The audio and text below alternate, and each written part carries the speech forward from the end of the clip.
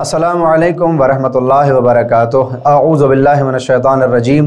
बिस्मिल्लाहिर्रहमानिर्रहीम। अल्हम्दुलिल्लाहि रब्बिल आलमीन। अस्सलातु वस्सलामु अला सय्यिदिल अंबिया वल मुरसलीन व अला अहलि बैतिहि तय्यबीन अत्ताहिरीन व लअनतुल्लाहि अला अअदाइहिम अजमईन। अम्मा बअद। बिस्मिल्लाहिर्रहमानिर्रहीम। या अय्युहल्लज़ीना आमनू कुतिबा अलैकुमुस्सियाम कमा कुतिबा अलल्लज़ीना मिन क़ब्लिकुम लअल्लकुम तत्तक़ून। माह रमज़ान मुबारक में एक बार फिर आप तमाम अफराद का इस्तक़बाल करता हूँ इस आयत के साथ कि जो आयत क़ुरान करीम में मोमिनों पर फ़र्ज़ शुदा रोज़े का ऐलान करती है। आवाज़ परवरदिगार है कि ऐ मोमिनों, तुम्हारे ऊपर इस रोज़े को लिख दिया गया और फ़र्ज़ कर दिया गया जैसा तुमसे पहले वाली उम्मतों पर भी किया गया था। और इस रोज़े का मकसद और हदफ ये है कि तुम मुत्तकी और परहेज़गार हो जाओ।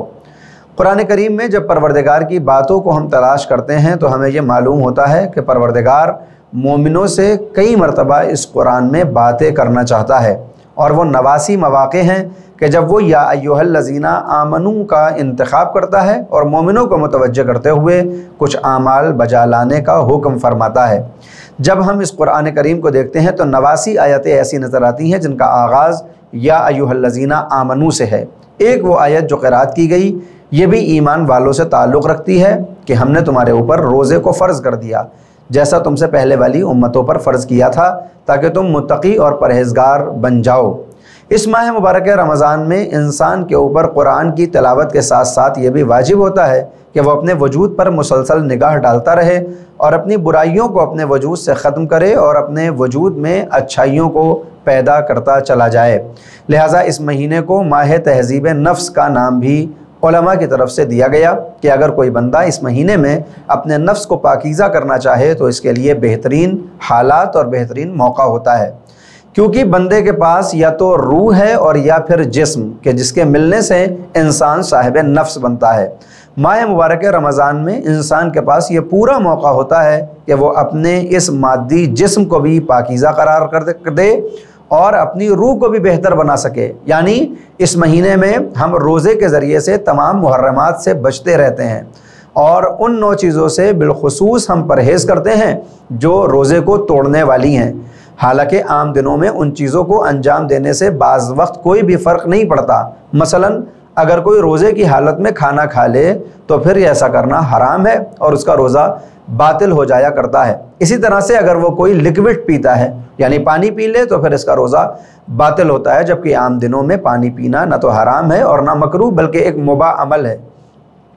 इस माह मुबारक रमज़ान में परवरदिगार के हुक्म की वजह से हम बहुत सी मुबाह चीज़ों से परहेज़ करते हैं, इस हद तक कि हमारे लिए वो हराम हो जाया करती हैं। ये एक महीना हमको सिखाता है कि अगर हम माह मुबारक में परवरदिगार के हुक्म से हलाल चीज़ों से इज्तनाब कर सकते हैं तो फिर 11 महीनों में उन हराम चीज़ों से कैसे नहीं महफूज रह सकते कि जिनसे महफूज रहने का हुक्म परवरदिगार ने दिया है। लिहाजा यही वो महीना है कि जब इस इंसान अपने जिस्म को भी आमादा कर सकता है परवरदिगार से नज़दीक होने के लिए और अपनी रूह को भी पाकीज़ा रख सकता है। हमारी ज़िम्मेदारी है कि इस महीने में अपने नफ्स के ऊपर निगाह डालते रहें, क्योंकि यही वो नफ्स है कि जिसको मौत का जायका भी चखाया जाना है और यही वो नफ्स है जो इंसान की शकावत या सआदत का सबब बनता है। मैंने जैसा अर्ज़ किया कि परवरदिगार ने 89 मरतबा जो मोमिनों से बातें की हैं उसमें एक बात ये भी है कि जब परवरदिगार कहता है या अय्युहल्लज़ीना आमनू क़ू अनफुसकुम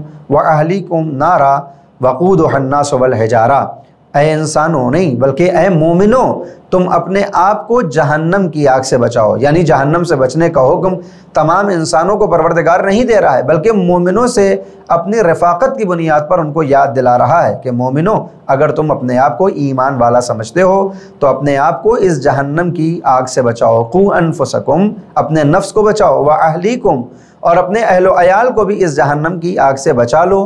कि इस जहन्नम का ईंधन इंसान और पत्थर बनने वाले हैं। यानी अगर हम मुलाहिज़ा फरमाएंगे तो फिर इंसान की शकावत और सआदत में उसका नफ्स इतना दखील होता है कि अगर ये नफ्स पाकीज़ा न रहे और गुनाहों में मुलव्विस हो जाए तो ये नफ्स इंसान की शकावत और बदबख्ती का बाइस बन जाएगा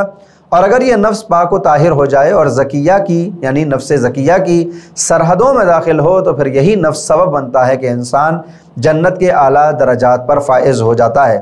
ہم اس دنیا میں انسانوں اور بالخصوص اللہ کے خاص بندوں کے اعمال و افعال کی بنیاد پر ان کے نفوس کو نام بھی دیتے ہیں کہ جو قرآنی نام ہے۔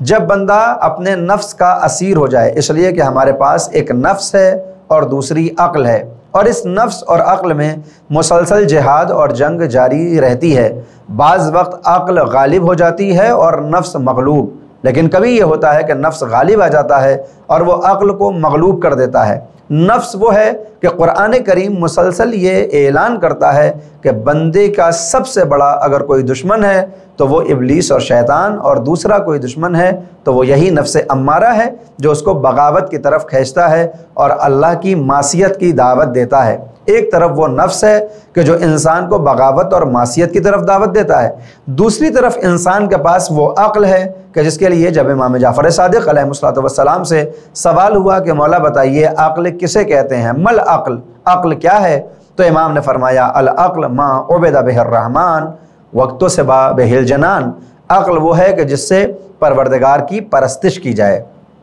عقل وہ ہے کہ جس کے ذریعے سے خداوند عالم کی عبادت اور اطاعت کی جائے اور جنت کو حاصل کر لیا جائے۔ ان دو باتوں سے جو نتیجہ سامنے آتا ہے وہ یہ کہ انسان کا نفس امارہ اس کو جہنم کی طرف کھینچتا ہے اور انسان کی پاک عقل اس کو جنت کے راستے پر لے جانا چاہتی ہے۔ پوری زندگی ہمارے وجود میں عقل اور نفس میں جہاد اور جنگ جاری رہتی ہے۔ بعض وقت عقل غالب آتی ہے جیسا میں نے عرض کیا، اور کبھی یہ ہوتا ہے کہ نفس غالب آ جاتا ہے۔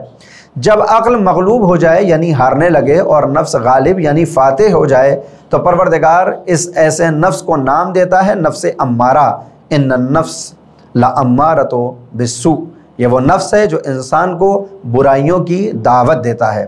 لیکن بعض وقت یہ ہوتا ہے کہ نفس اور عقل کی لڑائی میں نفس غالب تو آ جاتا ہے اور عقل مغلوب ہو جاتی ہے، اور مغلوب ہونے کی بنیاد پر بندہ معصیت کے راستے کو اختیار کرتا ہے، اللہ کا گناہ تو کر لیتا ہے، مگر گناہ کے فوراً بعد اسے یہ احساس ہوتا ہے کہ اس نے وہ عمل انجام دے دیا جو اسے انجام نہیں دینا چاہیے، اور یہ احساس ہوتا ہے کہ جس کی بنیاد پر وہ اپنے آپ کو ملامت کرنا شروع کرتا ہے اور پچھتاوے کی بنیاد پر مصلی پر آ کر کہتا ہے استغفر اللہ واسألہ التوبہ، اے پروردگار جو میں نے گناہ کیا ہے اس کے ذیل میں تو اس سے مغفرت طلب کرتا ہوں اور تیری طرف پلٹ کر آنا چاہتا ہوں۔ اگر بندے کا نفس گناہ تو کروا دے لیکن بعد میں ملامت بھی کرے تو اب پروردگار ایسے نفس کو نفس لوامہ کا نام دیتا ہے اور پھر اس کو اتنا باعظمت سمجھتا ہے کہ اس کی قسم کھاتا ہے لا اقسم بالنفس اللوامہ۔ مگر ایک حد وہ بھی آتی ہے کہ جب بندہ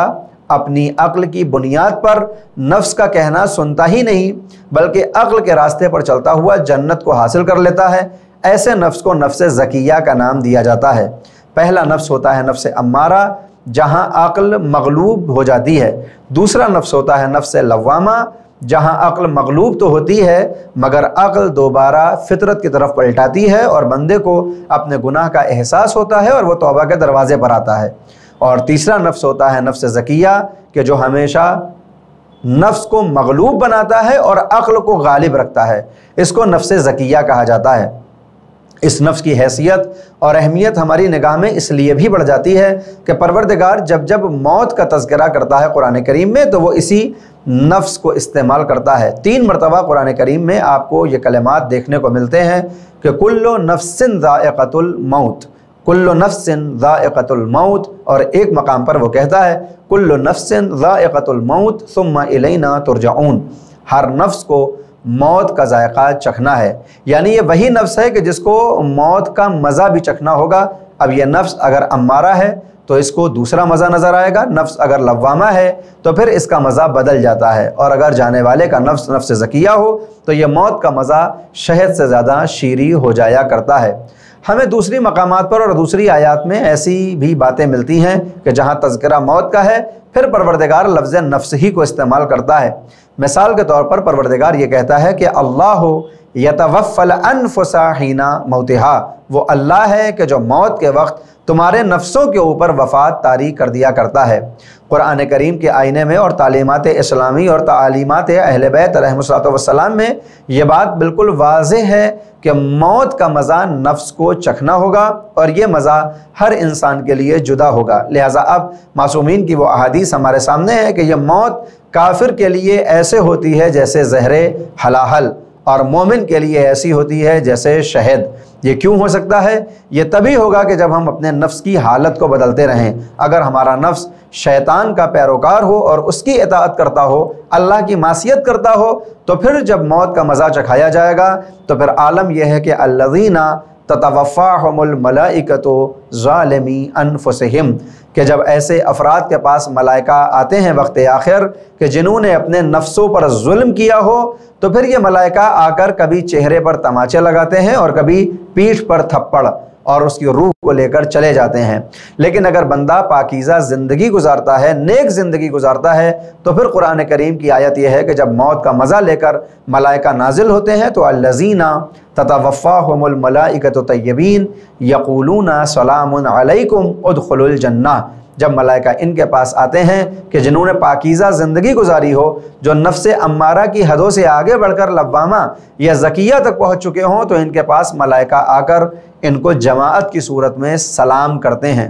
ہم اگر غور فرمائیں تو ہم موت کو بلا وبا، بیماری اور آفت اور مصیبت سمجھتے ہیں، جبکہ ملائکہ وقت موت ہم کو آ کر سلام کریں اگر ہم پاکیزہ زندگی گزاریں۔ تو معلوم یہ ہوتا ہے کہ اگر کوئی بندہ اپنے نفس کو پاکیزہ بنا لیتا ہے تو پھر پروردگار اس کے پاس ایسے ملائکہ کو بھیجتا ہے کہ جو ملائکہ اس کو سلام کرتے ہیں اور جنت میں جانے کی بشارت دیتے ہیں۔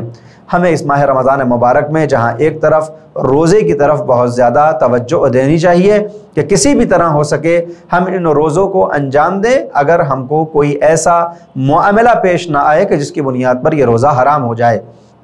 مثلا اگر ہم مسافر ہیں یا مریض تو پھر روزہ رکھنا حرام ہو جاتا ہے، لیکن اگر ایسا نہ ہو تو پھر یہ روزہ ہم پر واجب ہے، ہم کو اس کو انجام دیتے رہنا چاہیے۔ مگر روزے جیسی پاک عبادت کے ساتھ قرآن کریم کی تلاوت اور اپنے نفس کی اصلاح کے لیے بھی متوجہ رہنا چاہیے، اور قرآن کریم کے ساتھ ساتھ ہمیں دعاؤں کا بھی دامن پکڑے رہنا چاہیے کہ یہ دعائیں اہل بیت علیہم السلام کی طرف سے وارد ہوتی ہیں کہ جو علم